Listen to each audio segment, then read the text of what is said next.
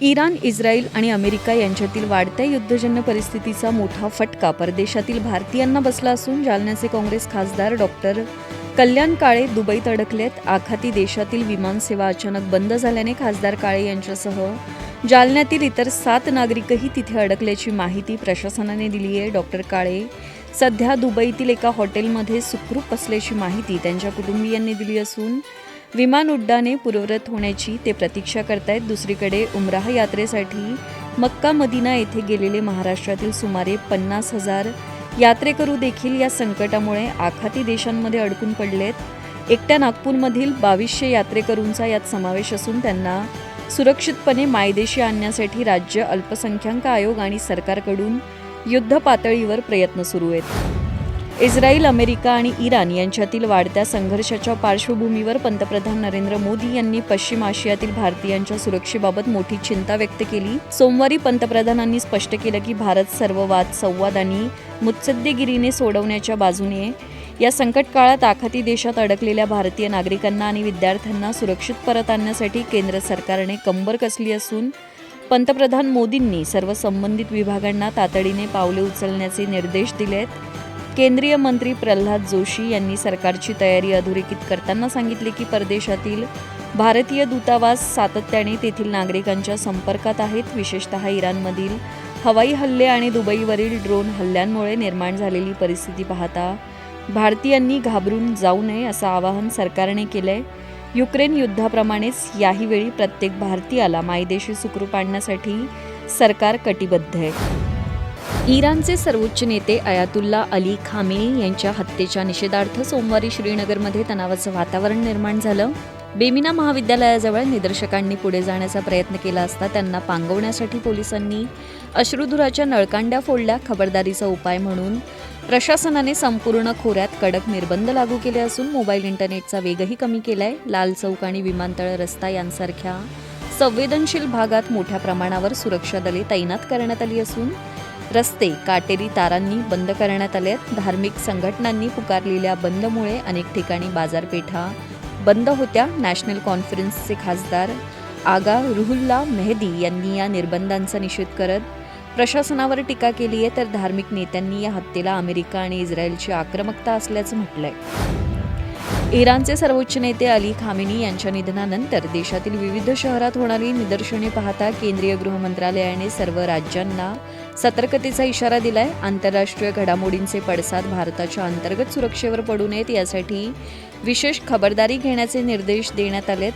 गृह मंत्रालयाने प्रामुख्याने इराण, अमेरिका आणि इस्रायलच्या दूतावास कार्यालयांची सुरक्षा वाढवण्याचे आदेश दिले असून पर्यटन स्थळे आणि ज्यू संस्थांवर विशेष नजर ठेवण्यास सांगितलंय. गुप्तचर विभागाच्या माहितीनुसार इसिस आणि अल कायदा यांसारख्या दहशतवादी संघटना सध्याच्या तणावाचा फायदा घेऊन अशांतता पसरवू शकतात. त्या पार्श्वभूमीवर स्थानिक पोलिसांनी गर्दीच्या ठिकाणी सखोल तपासणी करावी आणि सोशल मीडियावरील प्रक्षोभक संदेशांवर कडक नियंत्रण ठेवावं असं स्पष्ट करण्यात आलंय. सर्व राज्यांच्या पोलीस महासंचालकांना रॅपिड रिस्पॉन्स टीम सज्ज ठेवण्याच्या सूचनाही देण्यात आल्या आहेत. इराण, इस्रायल आणि अमेरिका यांच्यातील युद्ध शिगेला पोहोचलं असून इराणने जगातील अत्यंत महत्त्वाचा तेल निर्यात मार्ग होर्मुझची सामुद्रधुनी बंद करण्याची घोषणा केली आहे. सर्वोच्च नेते अयातुल्ला अली खामेनी यांच्या निधनानंतर इराणने आक्रमक पवित्रा घेत अमेरिकन तळांवर हल्ले चढवले असून आता या सागरी मार्गावरील वाहतूक पूर्णपणे ठप्प झाली आहे. 1 मार्च रोजी या मार्गावरून भारताकडे जाणारा एकही तेल टँकर रवाना झाला नसल्याचं समोर आलंय. या संकटामुळे भारताची चिंता वाढली असून देशाची 50% कच्च्या तेलाची आणि बहुतांश LPGची पुरवठा साखळी धोक्यात आली आहे. तज्ज्ञांच्या मते हा मार्ग दीर्घकाळ बंद राहिल्यास जागतिक स्तरावर तेलाच्या किमती भडकतील आणि माल वाहतुकीचा खर्चही वाढेल. सध्या अनेक जहाजांनी आपले मार्ग बदलले असून परिस्थितीचा आढावा घेण्यासाठी ती सुरक्षित बंदरांवर थांबली आहेत, ज्यामुळे आगामी काळात ऊर्जा संकट अधिक गडद होण्याची शक्यता वर्तवण्यात येते.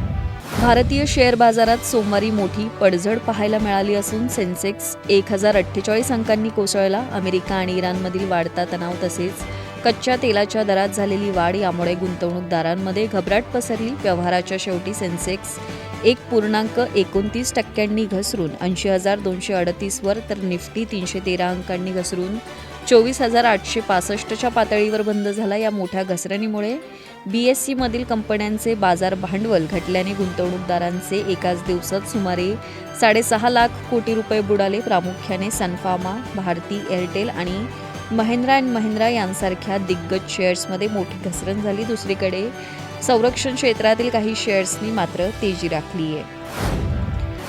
कर्मचारी भविष्य निर्वाह निधी संघटनेने आर्थिक वर्ष 2025-26साठी व्याजाचा दर 8.25% स्थिर ठेवण्याचा महत्त्वपूर्ण निर्णय घेतलाय. केंद्रीय मंत्री मनसुख मांडविया यांच्या अध्यक्षतेखाली झालेल्या बैठकीत हा निर्णय घेण्यात आला असून यामुळे देशातील 7 कोटींहून अधिक नोकरदारांना दिलासा मिळालाय. आता या प्रस्तावाला वित्त मंत्रालयाची अंतिम मंजुरी मिळाल्यानंतर व्याजाची रक्कम थेट सभासदांच्या खात्यात जमा केली जाईल. विशेष म्हणजे सलग दुसऱ्या वर्षी संघटनेने व्याजदरात कोणताही बदल केलेला नाहीये. PF वरील व्याजाची गणना दरमहा केली जात असली तरी आर्थिक वर्षाच्या अखेरीस ती एकत्रितपणे खात्यात जमा होते.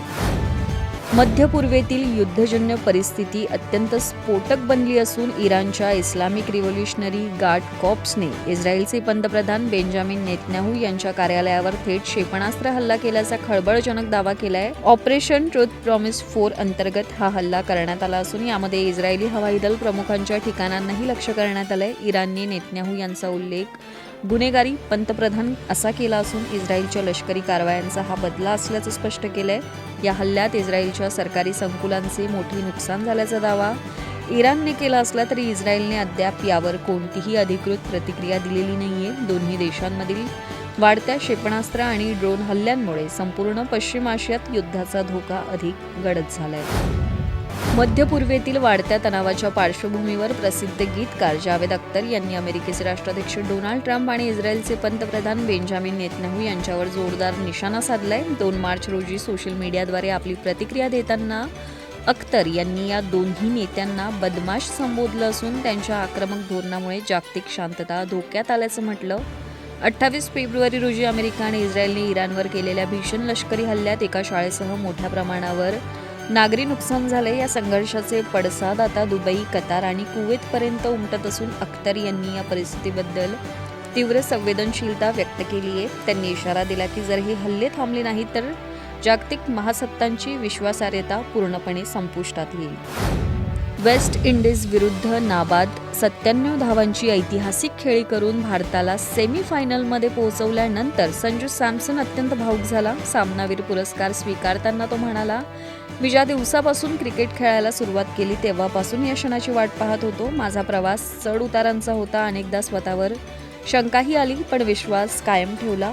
या यशाचं श्रेय दिग्गज खेळाडूंना देताना संजूने नमूद केलं की डग आउटमध्ये बसून त्याने विराट कोहली आणि रोहित शर्मा यांच्याकडून खेळाचे बारकावे आणि दडपणाखाली सामना संपवण्याचे कौशल्य शिकले. प्रक्रियेवर लक्ष केंद्रित करून भारताला विजय मिळवून दिल्याने संजूने या दिवसाला आपल्या आयुष्यातील सर्वोत्तम दिवस म्हटलंय.